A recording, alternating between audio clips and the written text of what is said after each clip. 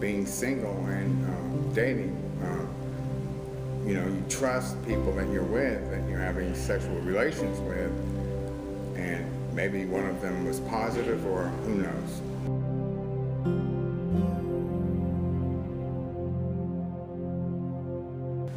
I am in a relationship with a gentleman. We are 10 years in it, and I disclosed to him right away that I was HIV positive, and he accepted me, and he is still in my life today, and I love him very much.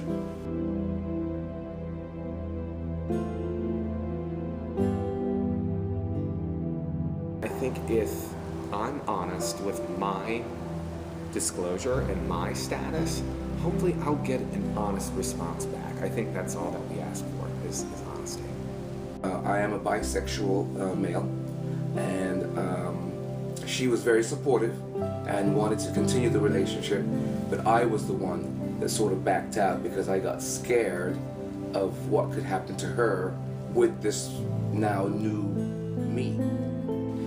Because I was afraid. I was very uneducated, didn't know if we could use the same toilet seat, the same cutlery, that sort of thing. Once you test positive, the world changes. It's not the same. You're not the same. I will never be the same that I was before testing positive.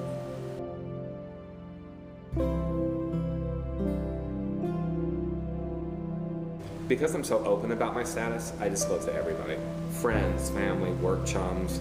And you know as a person as well, being in the community and everything, you have to be very careful what you do and what you say. But you don't need to be absolute about the fact of letting people know. Because you know what?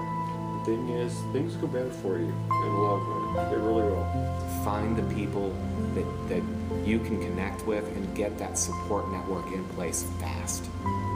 She asked me if mom and dad knew. I said no, and I said I just don't have the heart to disclose because my family, they have high hopes for all of us, like all parents do.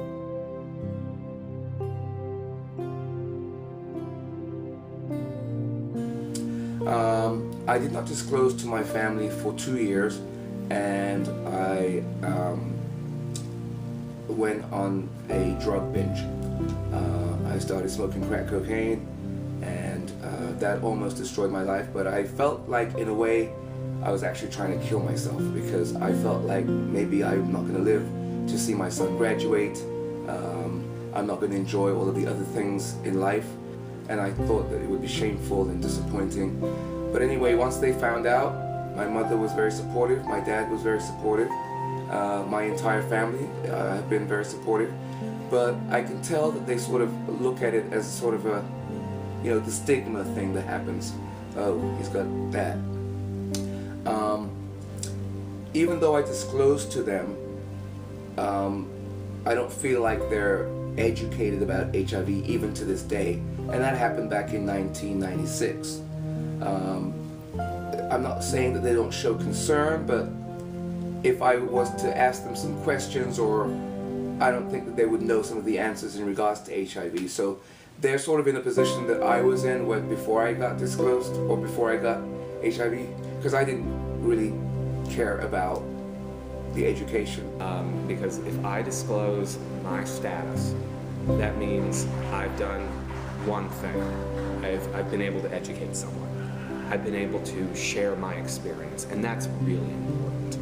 From all of the experience that I went through, I try now to help others, providing peer support to newly diagnosed, and it's the most gratifying work that I've ever done in my entire life. I love it.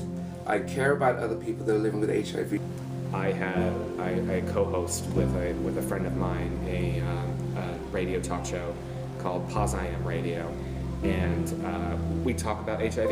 We talk about living with HIV. We talk about our experiences with HIV, and we also bring on guests who have the same issues, who are living with it, who are trying to deal with it, or they're caregivers, or we run the gamut. And so I feel that me being open with my status will help other people be open with their status, because that's what it's, we can't just hide.